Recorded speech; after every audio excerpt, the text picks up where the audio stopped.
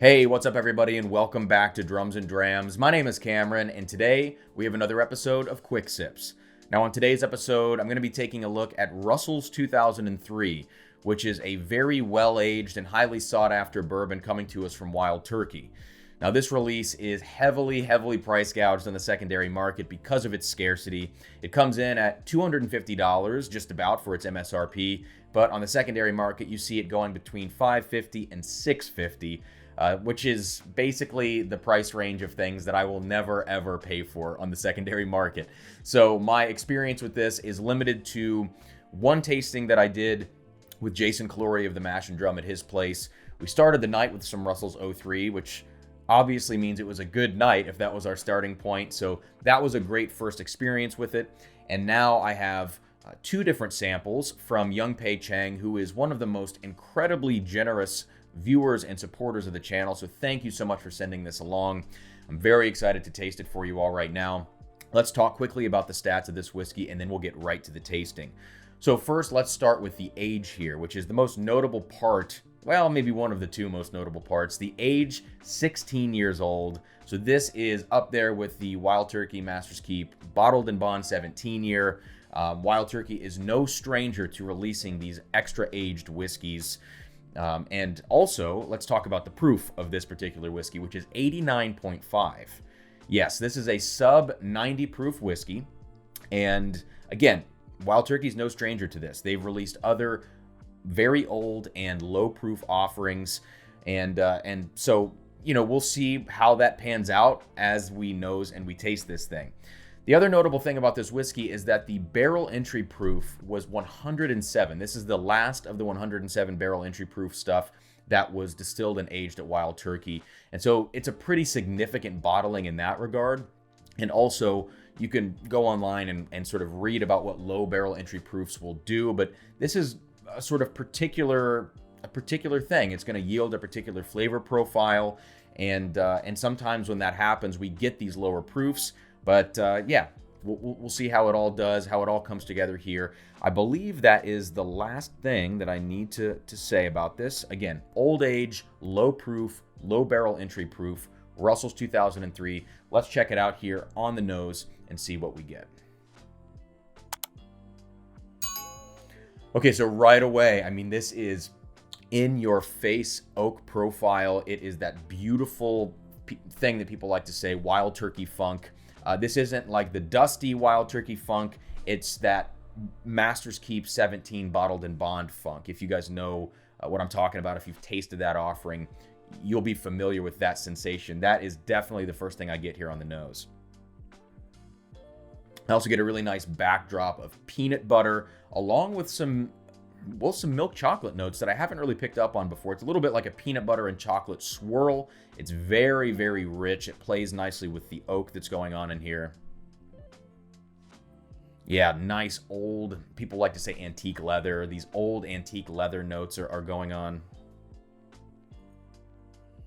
But once you get past some of the darker notes in here, that generally rich and dark profile, there's actually quite a bit of complexity and quite a bit of variety on the nose of this bourbon. And that's one of those things that you have to really spend some time with it to find out. And I will admit, I was sent 4 ounces of this Russell's 2003, which is incredible. And so this is the last of the first 2 ounces. So I have spent some time with this. I've had a couple of other pours and I've had an opportunity to dig in. And with a bourbon this old, I think you really need to have several tastings and you need to spend a lot of time with this. Now, the reason I was saying all this is because, again, once you get past the darker notes in here, it starts to open up and you can discover a lot of more, a lot more complexity. You can discover lighter notes and things that on a first impression you might not otherwise, be able to dig into. So with that said, I'm getting a lot of vanilla and confectioner sugar, which for a 16-year-old bourbon, you might not think that would be present. It's absolutely in there. I get some orange marmalade notes that really remind me a lot of the Woodford Masters Collection Very Fine Rare Bourbon. That has sort of this distinct orange marmalade, caramelized orange type note. That is 100% in this Russell's 03. Some nice toasty brown sugars. And then also this cherry syrup that a lot of the older turkey products will have. It verges on that medicinal cherry, but it doesn't quite get there. It's very rich, nice and full and fruity with that cherry syrup note. All right, let's try this on the palate now. Cheers.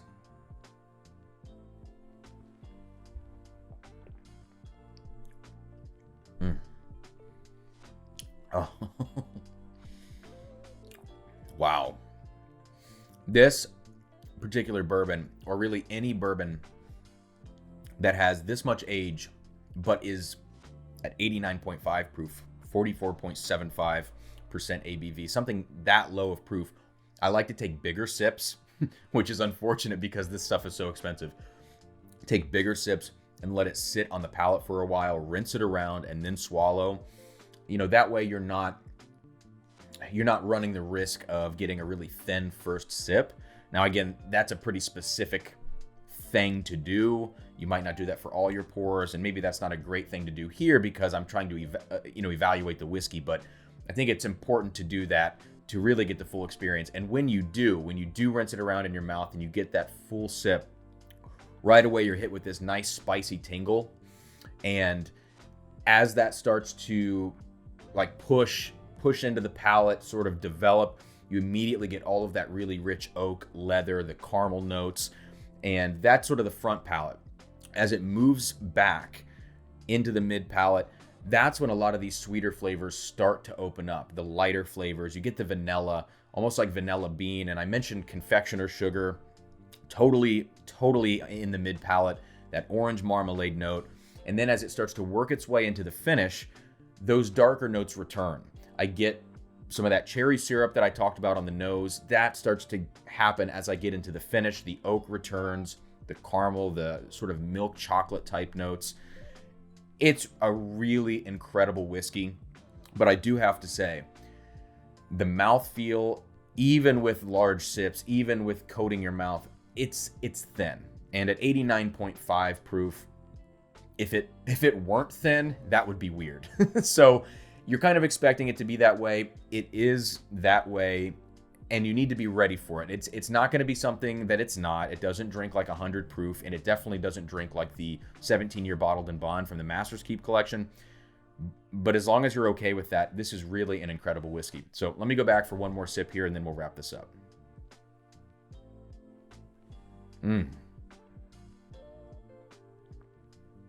Yeah. Oh. It's so deliciously sweet while also being incredibly rich and dark. You know, what's great about this is the minute the bourbon hits your tongue, you immediately get some like funky sour, like old leather notes and oak, and also that orange marmalade thing I'm talking about. Immediately when that whiskey touches your tongue, it's got that sourness to it. It's just incredible. That sip was much of the same. As we get into the finish here, as you would expect, it's a short finish. What's nice is that in the palate, you do get a lot of funky oak hanging on, and you also still retain some of the sweeter flavors in the finish. You have a little bit of vanilla hanging on, that orange and cherry fruitiness, that does remain. And there's no Kentucky hug here at this proof, but it does have a really nice warming effect that I wasn't expecting from such a low proof whiskey. So all in all, I've got to say that this is a fantastic pour, but we have to talk very quickly about context. The biggest thing with this whiskey for me, and any whiskey like it, is context. You have to know that you're getting a low proof, you're getting a high age, you're getting something that might be a little thin on the palate, and you also have to know that it's $250 at minimum. If you find this on the shelf, it's going to be expensive. So you have to be ready to buy a high price luxury bottle of whiskey. And if you are ready to do that, you also have to know the kind of profile you're getting yourself into based on the stats and based on reviews like this one. If you are okay with all of those things, this is a fantastic whiskey. It is something that is incredibly delicate, incredibly complex, and incredibly refined. And that's what I really enjoy about it. Don't compare this to the 17-year bottled and bond from the Master's Keep collection. Just don't do it, because you're going to get starry-eyed about the proof of the bottled in bond, and you're going to maybe leave this behind. Don't do that. This is its own beast. Context is so freaking important for this whiskey. I think that's all I've got. I think I've pretty much covered all my bases. It's a highly recommend as long as you're okay with all of those things. So thank you guys so much for checking this video out. If you haven't already, please like the video, subscribe to the channel, turn on the notification bell, hit all notifications to make sure you know when I'm dropping new content and when I'm going live, which is at least once a week. And if you're enjoying Drums and Drams, you want to help support the channel and get some access to behind the scenes content and some other exclusive patron-only things, you can join the Patreon by checking out the link in the description of this video. Otherwise, thank you all so much for tuning in and checking this out. Next up on Quick Sips is going to be the Jack Daniel's Single Barrel Proof Rye, a bottle that I didn't manage to get my hands on, but I have a sample of it, and I'm very excited to review that for all of you. So keep an eye out for that. It's dropping in the next few days. I'll see you then. Cheers from Drums and Drams.